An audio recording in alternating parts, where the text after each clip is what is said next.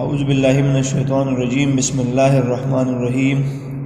السلام علیکم students, it's me Zubair, your Pak Study subject teacher.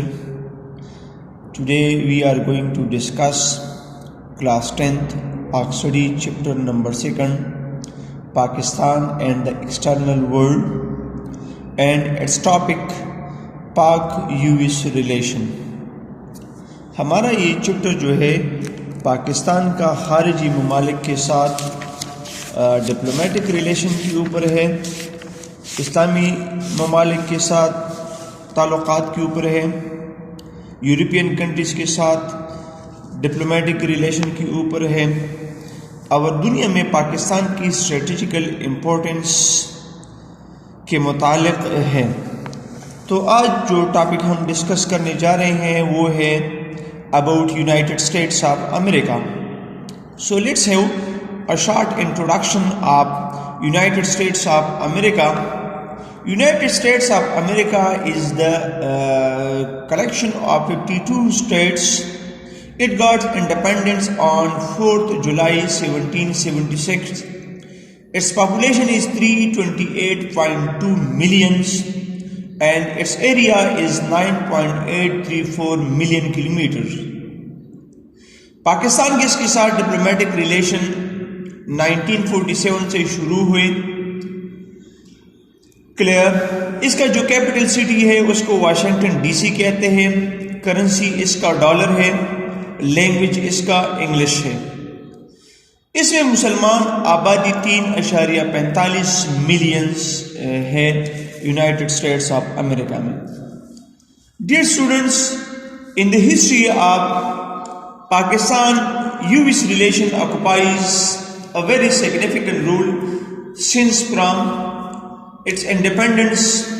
Likewise, we can say that after gaining independence, Pakistan expressed its intention of friendship with the United States of America and its future allies. Being a developing state, Pakistan preferred to have strong diplomatic relation with the European countries, with the powerful countries of Europe like America, Britannia, etc.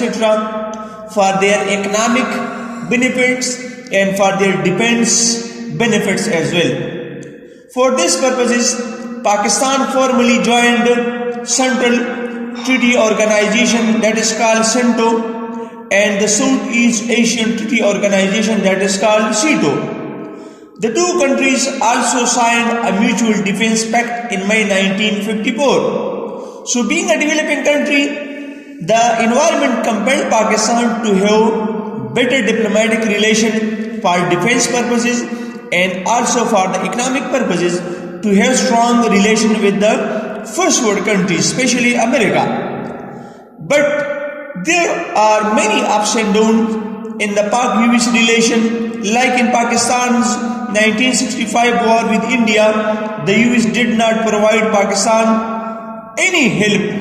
Indeed, it imposed an armed embargo on both the warring sides. Pakistan war efforts were seriously undermined by the embargoes. Clear?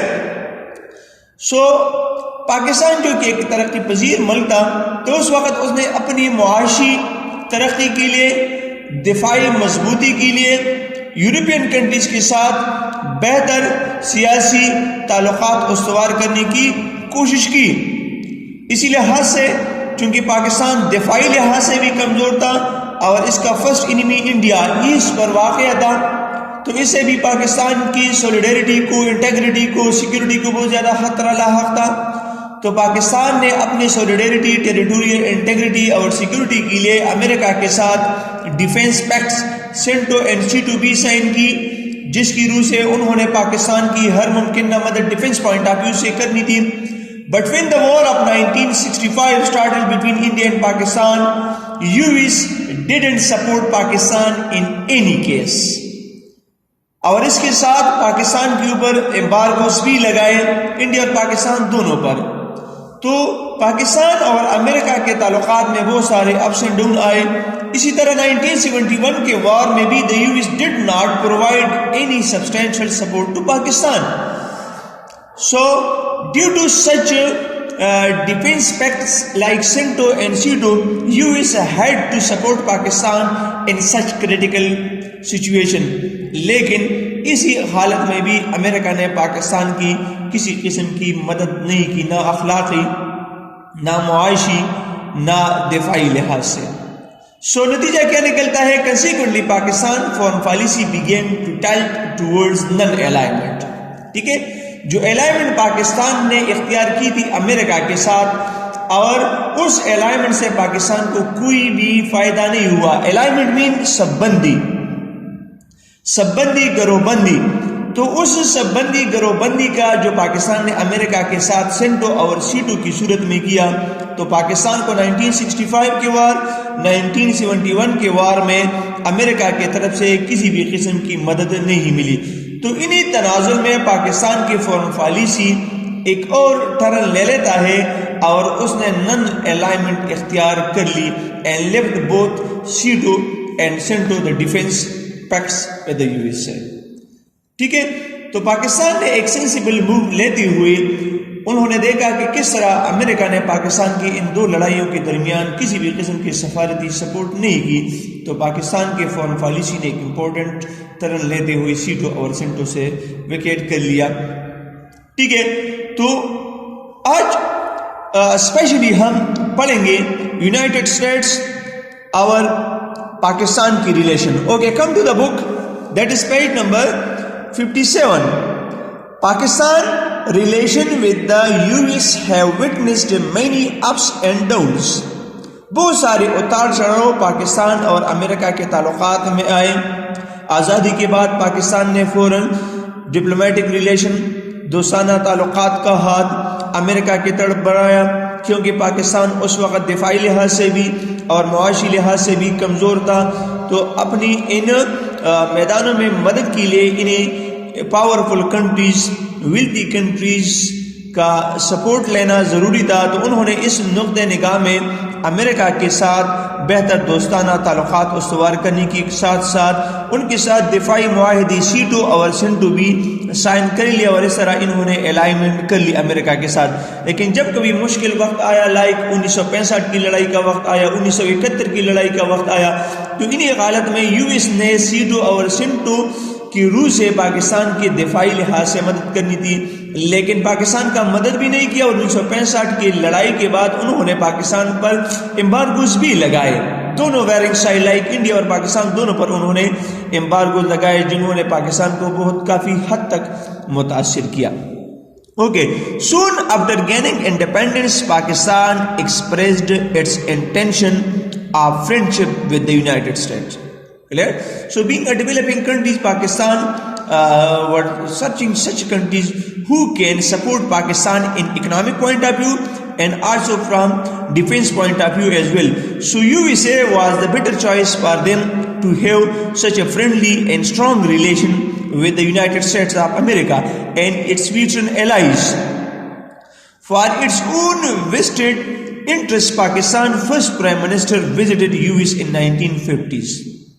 ٹھیک ہے، تو اپنی ان مجبوریوں کو مد نظر رکھتے ہوئے، اپنی ضروریات کو مد نظر رکھتے ہوئے پاکستان کے پہلے وزیر اعظم لیاقت علی خان نے 1950 میں پاکستان کا دورہ کیا.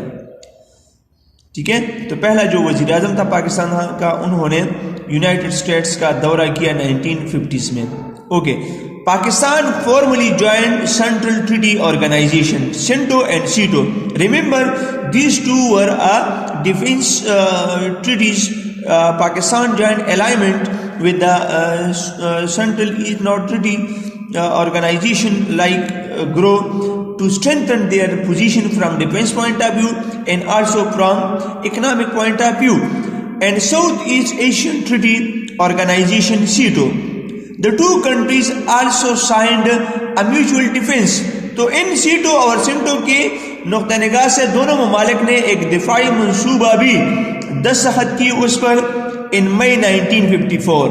تو پاکستان اور امریکہ دونوں کے درمیان ایک دفاعی معاہدہ 1954 میں ہوا، کیونکہ اس وقت پاکستان ایک نومولود ملک تھا، معاشی لحاظ سے بھی کمزور تھا، معاشرتی لحاظ سے بھی کمزور تھا، سیاسی لحاظ سے بھی کمزور تھا، بہت سارے اپس اینڈ ڈاؤن تھے.